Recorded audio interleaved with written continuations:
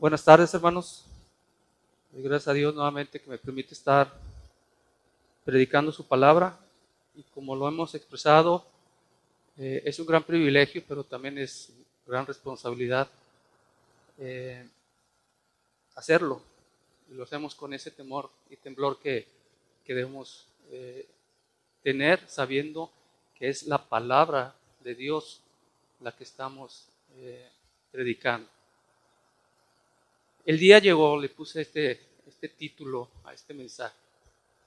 Como hombres, hermanos, yo creo que buscamos durante nuestra vida, cuando tenemos razón, metas y objetivos. No sé, yo creo que ya desde los 6 años, 7 años, ya empieza a haber esa mente, en el hombre esa mente y en la mujer esa mente, ese pensamiento de tener un objetivo. Y regularmente buscamos una meta o que llegue un día que nos traiga beneficio, que nos traiga alegría, sea el día de nuestra boda, sea el día de la apertura de un negocio, sea el día de una terminación de los estudios, de un posgrado, de un ministerio dentro de la iglesia, que yo creo que es lo que más deberíamos anhelar. Pero hay esas metas y esperamos ese día. Pero lo que hemos leído el día de hoy y lo que hemos estudiado hace 2 domingos, hermanos, Dios nos habla a través de su palabra de que ha llegado el momento. Finalmente, hermanos, el juicio de Dios que había anunciado Noé es ejecutado.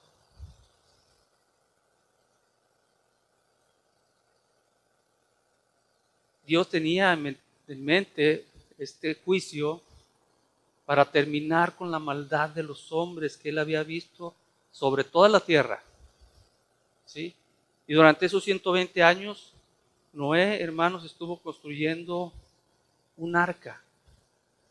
Pero Dios, en su misericordia, permitió a Noé predicar el mensaje de arrepentimiento, de justicia de Dios, de presentar el justo Dios. Pero, hermanos, desafortunadamente, desgraciadamente, después de esos 120 años donde Noé trabajaba construyendo el arca y predicaba el juicio de Dios, ninguna persona había dado muestras de escuchar el anuncio, de escuchar el mensaje. Dios le pide a Noé que entrara junto con su familia al arca, así como los animales que en pareja Dios le dijo que hiciera, que entraran animales limpios y animales inmundos. Dice que Noé hizo conforme Dios le ordenó. No puso nada a él de su cosecha, ni metió otros animales de contrabando, no, lo que Dios le ordenó, Dios con Noé lo hizo, hermanos. Hace 2 domingos estudiamos y veíamos que Noé y su familia estuvieron 7 días dentro del arca. Nada había ocurrido. Estaban ahí toda la familia de Noé, sus hijos, sus nueras, los animales, hermanos, estaban ya llevando una vida interna en el arca. Y se estaban alimentando de lo que Dios le había provisto, del alimento que Dios les había dicho que ingresaran a ese lugar. Y todo, hermanos, con las instrucciones que Dios había dado. Vamos a orar. Bendito Dios, te alabamos y glorificamos hoy en esta tarde. Gracias, Señor, porque nos permites meditar en tu palabra. Te pedimos, Señor, que obres conforme a la necesidad, Señor, que cada uno de nosotros tenemos espiritualmente. Tú nos conoces, Señor, tú sabes lo que hay en nuestro corazón. Pero, Señor, te pedimos que tengas misericordia de nosotros y que tu palabra, Señor, penetre hasta lo más profundo de nuestro ser en nuestro corazón, que discierna nuestros pensamientos, Señor, que podamos ver a Cristo y que podamos ver nuestra condición que nos aleja de tu reino. Quédate pues, Señor, con tu pueblo, quédate con este siervo inútil, Señor, y que todo sea para tu gloria y tu honra. En Cristo Jesús oramos. Amén. Entonces, hermanos, estando Noé durante 7 días ahí adentro, nada sucedió anormal. Y el domingo, hace 2 domingos, veíamos y platicamos lo que pudo haber sucedido en el interior. Pero en el versículo 11, hermanos, que hoy acabamos de leer, que dice en una traducción viviente, cuando Noé tenía 600 años, el día 17 del segundo mes. Esta primera parte nos habla y nos dice mucho. Inicia el diluvio. Pero aquí hay algo muy importante de este acontecimiento, hermanos, que hasta el momento, un acontecimiento que desde el momento que inició la creación de Dios, de Génesis 1:1, hasta este versículo, hermanos, hasta este punto que ha transcurrido, y hay algunos teólogos estudiando, decían que pasaron muchos años y otros que muchos siglos, pero no importa, sean años, siglos, décadas, desde que inició la creación hasta este versículo 11 del capítulo 7, hermano. Y independientemente del tiempo que había pasado, Moisés, por medio del Espíritu Santo que le iluminó escribir esto, hermano, nunca en este tiempo había puesto una fecha para ubicarnos en el tiempo. No hay. ¿Sí? Todo lo que él escribió, todo lo que él relató, todo lo que hemos visto del Génesis 1 hasta el versículo, capítulo 7 del versículo 10, no hay una fecha que nos ponga el tiempo. Esta es la primera fecha exacta, con un día, con un mes, con un año, en que se menciona en la Biblia. ¿Y para qué es esta fecha? ¿Qué da a conocer? El diluvio. Lo que Dios había decretado, lo que Dios había dicho que sucedería. Es la fecha cuando inicia el diluvio. Eso significa, hermanos, y que tenemos que tener en nuestra mente que el diluvio es un acontecimiento histórico y real. Muchos, según dentro de la iglesia, los han tomado como un relato, como algo histórico, algo como para entretener a los niños, como un relato mitológico, como un cuento para la iglesia.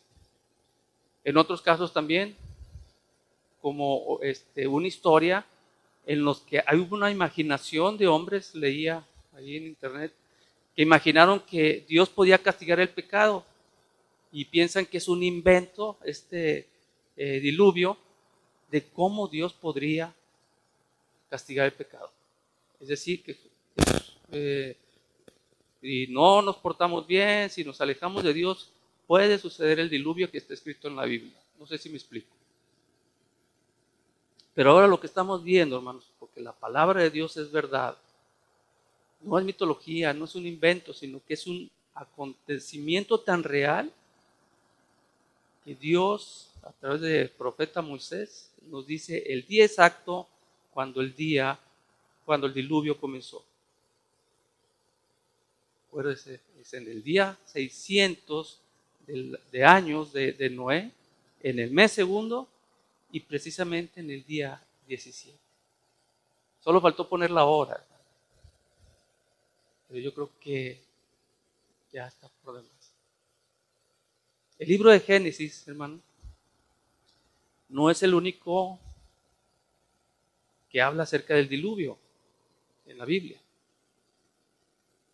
El diluvio es mencionado aparte de Génesis, en el Antiguo Testamento por otros profetas. Y en el Nuevo Testamento también es mencionado el diluvio en diferentes ocasiones, y más por el Señor Jesús. Tomó el diluvio como algo de referencia. Y también fue mencionado por los apóstoles Pablo y Pedro este acontecimiento. Entonces, cada vez que el libro de Salmos, o los profetas, o que el Señor Jesús, o que los mismos apóstoles, hermanos, hablaban del diluvio, hablaban de un hecho real, no una historia, no algo mitológico, sino como un hecho concreto que se dio en este planeta con una fecha específica en el tiempo.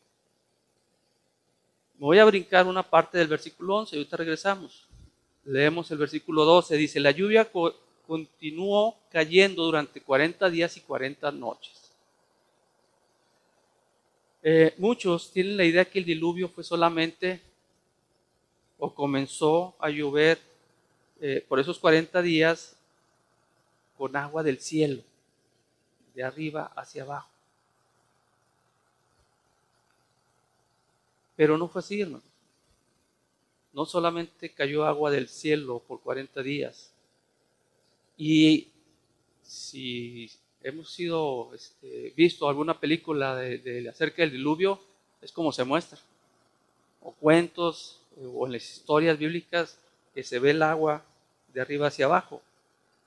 ¿Sí?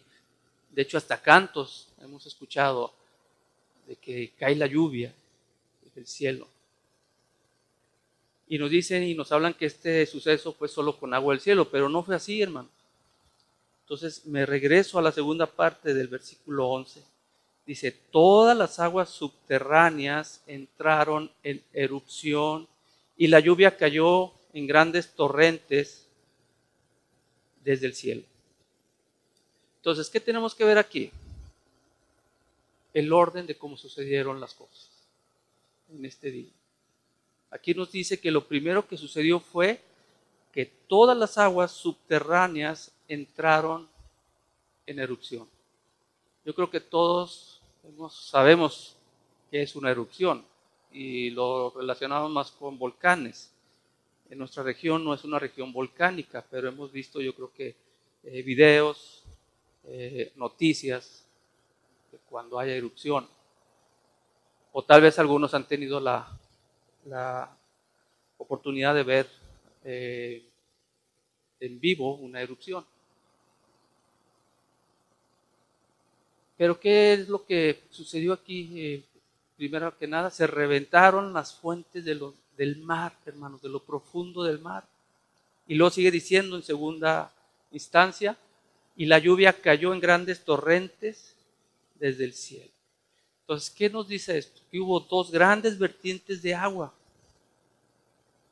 Y la Biblia menciona que en primero lugar es que, como lo dice Reina Valera, aquel día fueron rotas todas las fuentes del grande abismo, o como lo dice en una traducción viviente, todas las aguas subterráneas entraron en erupción. Está hablando de todas las aguas subterráneas, es algo que tenemos que tener en mente porque mientras estudiaba, pues de ahí salen muchas conjeturas, pensamientos. Entonces, la mayor inundación no fue provocada solamente por la lluvia del cielo, sino que surgió primeramente de la tierra misma, y es de donde quiero llegar. Surgió de la tierra misma. Génesis 3:15, ¿se acuerdan qué sucedió ahí? La caída del hombre. Y después que Dios va y busca a a Adán y a Eva, y se da cuenta de que han pecado, que de antemano ya lo sabía, Dios los maldice. Y quiero que leamos el capítulo 3, versículo 17. Le dice, y al hombre le dijo, dado que hiciste caso a tu esposa y comiste del fruto del árbol del que te ordené no comieras, la tierra es maldita por tu culpa. Y aquí viene lo que quiero ligar con esta parte. Toda tu vida lucharás para poder vivir de ella. fuera del arca, hermano, cuando el diluvio empezó y empezaron a subir los niveles del agua, ¿quiénes estaban a salvo? Los que estaban en el arca, los que estaban en Cristo, porque el arca simboliza a Cristo. ¿Quiénes estaban afuera? Los que están fuera de Cristo. ¿Y ellos qué intentaron? No lo dice la Biblia, pero imagínense qué intentaron hacer. Salvarse. Toda tu vida lucharás para poder vivir. Del agua, de la tierra misma, hermano, que Dios maldijo por causa del pecado de Noé. De ahí fue una de las vertientes de la maldición de Dios en este diluvio. Salmo 29:10 nos dice que el Señor era el que preside, hermano. Y aquí hay que tener algo muy importante, que nos sirve ahora en nuestros tiempos, que se quiere separar hombres y mujeres hasta en los títulos, que el Señor es el que preside. ¿Qué significa presidir? Es tener el primer puesto o un lugar, o el lugar más importante, o el lugar de mayor autoridad. Es el que preside. Y de ahí viene el nombre de presidente. Y es para hombres o mujeres. Pero el Señor preside. ¿Qué dice aquí? ¿En dónde presidía el Señor? En el diluvio. ¿Sí? Preside el diluvio porque el Señor gobierna o gobernaba en ese tiempo las aguas de la inundación. Él estaba allí viendo lo que estaba sucediendo. Él las presidía. Él estaba en el lugar más alto y con la autoridad que únicamente tiene nuestro Señor. El versículo 11 en Reina Valera dice: se abrieron las cataratas del cielo. Y esto nada más para tener una ilustración del evento, hermano. Yo no he tenido la oportunidad de ver una catarata. Lo más que he visto una catarata, o lo más parecido a una catarata, es la cola de caballo allá en Santiago, Nuevo León. Y está muy hermoso. Cuando había agua. Hubo un tiempo que se secó, pero ya nuevamente hay agua. Tal vez usted sí ha tenido oportunidad de verlas, y si no, en vivo, por medio de la televisión. Pero imagínense, hermanos, una catarata de esa magnitud, que está situada en un espacio nada más, con cierta cantidad de metros, kilómetros, no sé, pero en todo el cielo. Fue una cosa impresionante, hermano. Y de esta forma fue como sucedió. No es que caía lluvia como usted y yo la conocemos. ¿Sí? No fue así. Eran cataratas. Imagínense que cuando se abre una compuerta controlada, la fuerza con que sale el agua de esas compuertas. Imagínense ahora una catarata en todo el cielo. Toda esa agua, hermano, que está eruptando, haciendo, pues sí, haciendo erupción del subsuelo y cayendo del cielo, derramándose por 40 días. Fue espantoso, hermano. No se quede con la idea de una simple historia. Fue espantoso, fue una gran catástrofe. Y le puedo asegurar que lo que se está imaginando de este evento histórico no le llega ni a los talones de lo que realmente sucedió o cómo sucedió. Simplemente, hermano, porque nuestro nivel para imaginar la fuerza, la justicia y la ira de Dios no la vamos a poder entender.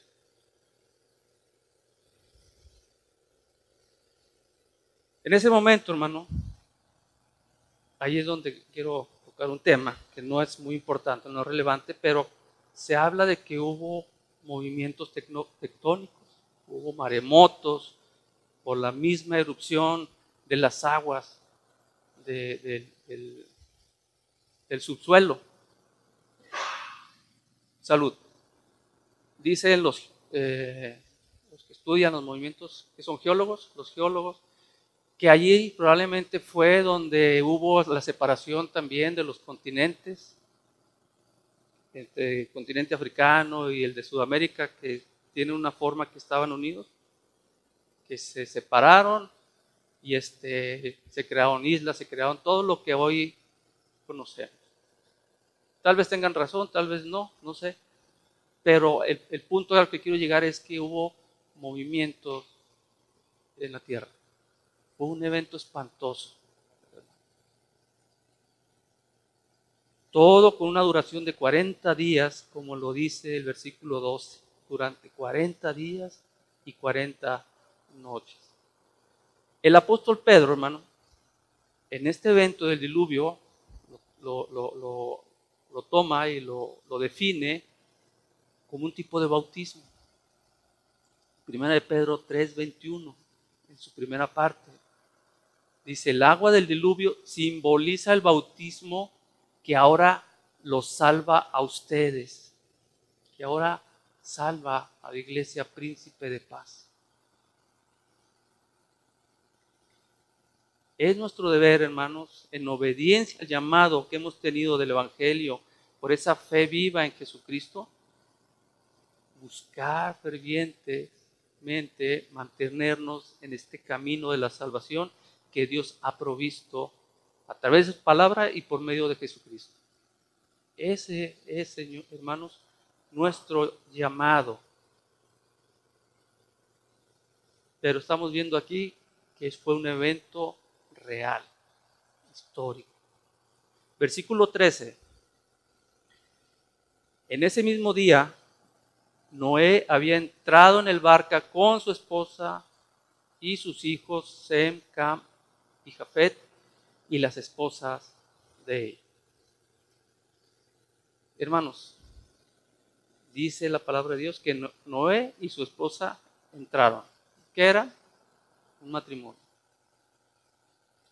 Ahora, ¿cuántas nueras dice la Biblia que tenía Noé? ¿Nueras?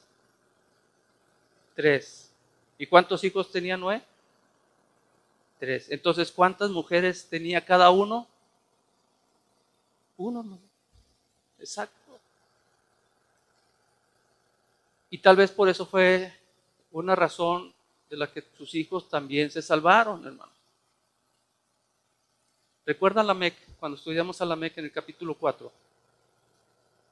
Lamec fue el primer hombre que tomó 2 mujeres para él. Y a partir de ahí, hermanos, y en la época de Noé, era común que un hombre tuviera 2, 3, 4 mujeres. Pero en medio de toda esa corrupción, había hombres fieles como Noé, marido de una sola mujer y sus 3 hijos, hermanos, formados en ese temor de Dios. Por eso es que nosotros como padres tenemos que fomentar, que formar a nuestros hijos en el temor de Dios. Puede ser que hijos que se aparten, pero eso ya es voluntad del Señor. Pero nuestra responsabilidad es formarlos en el temor del Señor. Marido de una sola mujer. Si es cristiano o es cristiana, que busque o que Dios le provea el hombre de su fe, de su misma fe.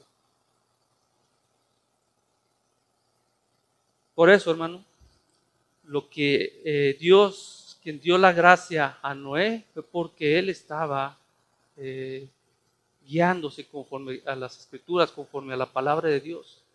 Y se acuerda, Dios le dijo: solamente a ti he visto justo en esta generación.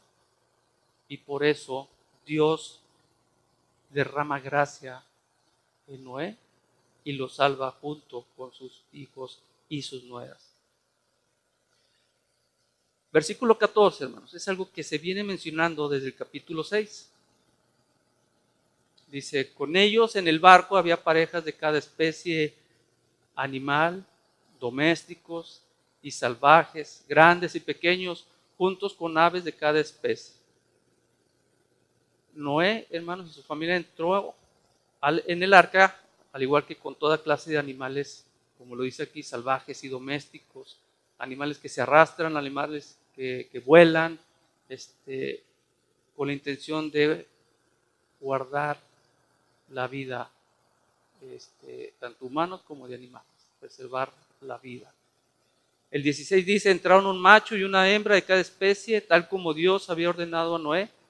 Luego el Señor cerró la puerta detrás de ellos. Aquí hay que hablar dos puntos o dos cosas. Del amor de Dios, hermanos, pero a la vez de la justicia de Dios. Quien cerró la puerta, hermanos, fue Dios mismo, el Todopoderoso. Y esas son palabras que espero, por medio del Espíritu Santo, retumbe ahí en su mente, que Él cerró la puerta.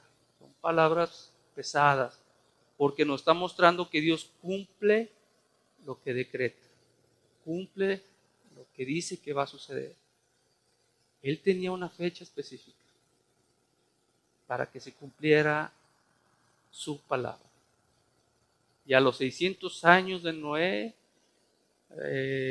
a los 17 días del segundo mes, Dios cumplió su palabra. Dios dice, hermanos, hasta aquí. Hoy cumplo mi promesa. Se acaba la oportunidad para los hombres. Y Dios cierra la puerta del arca. El libro del Apocalipsis, en el capítulo 3, hay una carta, en este caso a la iglesia de Filadelfia, versículo 7, que dice, este es el mensaje de aquel que es santo y verdadero, Cristo, el que tiene la llave de David. Lo que Él abre, nadie puede cerrar, y lo que Él cierra, nadie puede abrir. Durante 120 años, Noé, en la predicación y en la construcción del arca. Durante 120 años, hermanos, Dios había esperado con paciencia el arrepentimiento de los seres humanos. Y no hubo nadie. Hermanos, esto que estamos viendo ya pasó. Pero Dios tiene señalado un día, al igual que en los días de Noé, por la misma situación, por la constante y aumento corrupción del hombre, por la constante maldad, por el rechazo a Jesucristo y a su palabra. Dios tiene señalado un día, Dios tiene señalado un mes,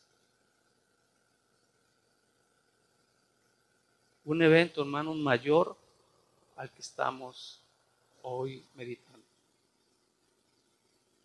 Mayor a los tiempos de Noé. Y ya no va a ser con agua, que Dios cumple su promesa. Segunda de Pedro 3, 9 al 11. Ahorita entonábamos la palabra, bellas palabras de vida. Pero esto que vamos a ver realmente son bellas, son de vida. Segunda de Pedro 3, 9 al 11 dice, el versículo 9, en realidad no es que el Señor sea lento para cumplir su promesa, como algunos piensan. Al contrario, es paciente por amor a ustedes. No quiere que nadie sea destruido. Quiere que todos se arrepientan. Versículo 10. Pero el día del Señor llegará tan inesperadamente como un ladrón.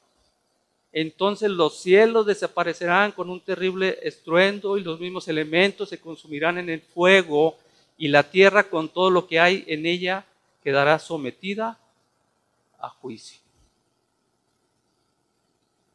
Bellas palabras de vida. Hermano, ¿quieres saber la fecha? Digo, para que se prepare. Se va preparando. Pero sabe que no se la voy a decir. Porque yo no la tengo, yo no la sé. Ni aún los ángeles, hermanos, la conocen, pero Dios sí la sabe. Y así como a Noé lo dejó 7 días en el arca, y que yo creo que él esperaba que cuando cerrara la puerta iniciara, hoy el Señor, y como dice aquí Pedro, el apóstol Pedro, Dios está esperando que todos nos arrepintamos. Dios es paciente, hermano. No quiere que nadie sea destruido. 120 años le dio oportunidad a los hombres en la época de Noé.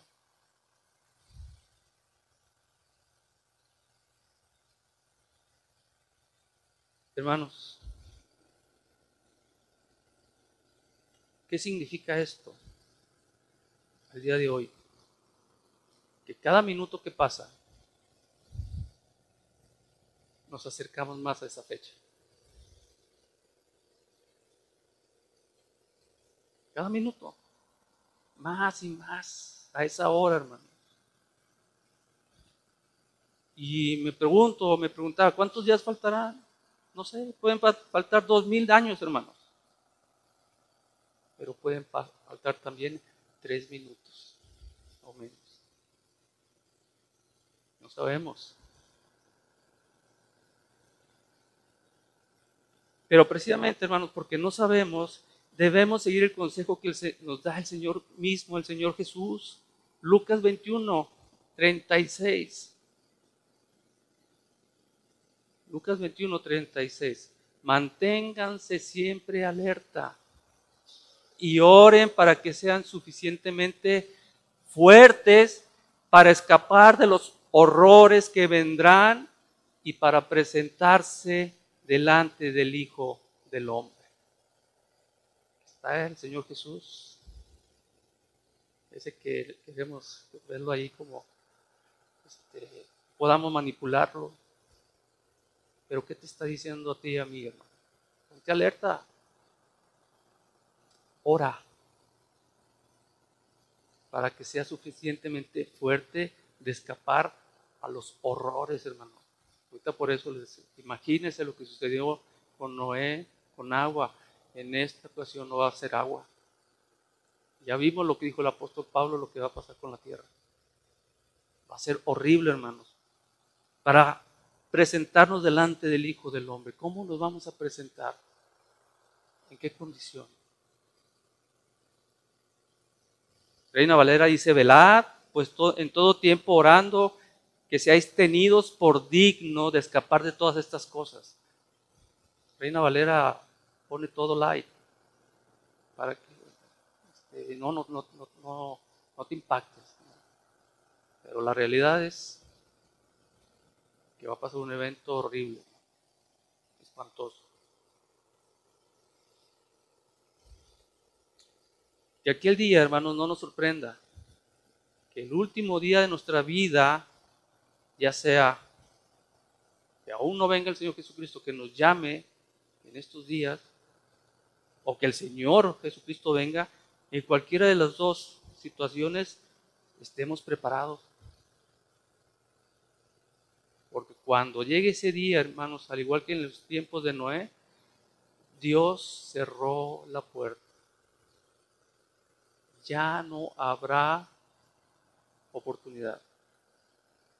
Dios cerrará la puerta de salvación y ya nadie podrá entrar, ya nadie podrá salir. Dios actúa, hermanos, en base a su justicia. Dios actúa, hermanos, en base a su santidad. Él nos salva por lástima. No perdona por lástima, dejaría de ser santo y justo, y si fuese así, dejaría de ser santo y justo, dejaría de ser Dios. Por eso es que Él cierra la puerta. Él mismo cerró la puerta. Imagínense que hubiese sucedido si Noé cierra la puerta. Viendo la magnitud del evento, viendo los gritos de hombres, mujeres, niños, ¿usted no cree que hubiese abierto la puerta? No.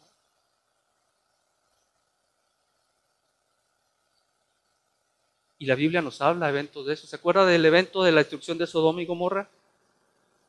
¿Quién intercedió por estas ciudades? Abraham. Y le pregunta a Dios, a ver Dios, ¿cómo es posible? Si hubiese ahí 50 justos, ¿no los perdonarías? Y luego todavía ve que no hay 50, a ver, no, pues 40, 30, 20. Señor, por 10 personas, por 10 personas perdono a la ciudad. ¿Y cuántos justos había? Ninguno. Hermanos, ¿cuántos justos sabemos en este lugar? Dios sigue teniendo misericordia del príncipe de paz.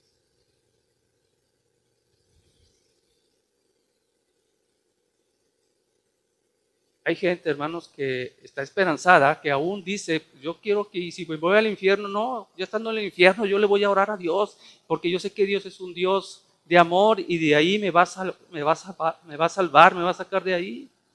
Hermanos, no es así. Dios cuando cierra la puerta, ya no. Ni aún en tu lecho de muerte, pero Dios si quiere y te arrepientes genuinamente, te salva.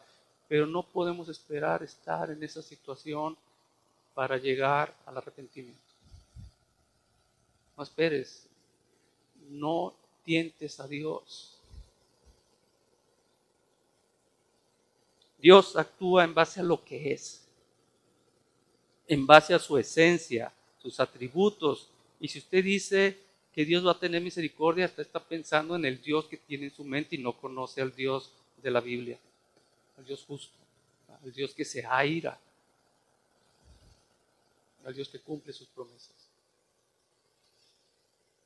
Y Dios es amor, como lo vimos hace algunas semanas. Su esencia es amar y por eso envió a Jesucristo a morir en la cruz. Y todo aquel que en Él cree no se pierde. Todo aquel que en Él cree, Dios le va a dar vida eterna. Pero el que desprecia al Hijo, el que tiene poco al Hijo de Dios, Dios le ve de lejos. Un altivo, Dios le ve de lejos. Hermanos, no caigamos en ese error. Reconozcamos nuestra condición. Y ahí es donde tenemos que reconocer el pecado y pedir misericordia. No es cuando esté en el lecho de muerte. No es cuando haya desperdiciado mi juventud.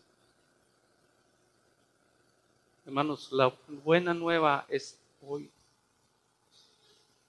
El Evangelio, la palabra encarnada, hoy está siendo predicada como en los días de Noé. No cierres ahora tú tus oídos. No endurezcas tu corazón. Escucha la palabra. Arrepiéntete de tu mal camino. Y hoy, en este día y en esta hora, porque las siguientes, hermanos, yo no le puedo asegurar nada. Pero hoy que está escuchando la palabra de Dios, medítela. Reconozca a Dios como el Creador, a Jesucristo como el Salvador y al Espíritu que está hablando a tu oído, a tu corazón. Hermanos, este es el momento ahora de entrar por la puerta angosta.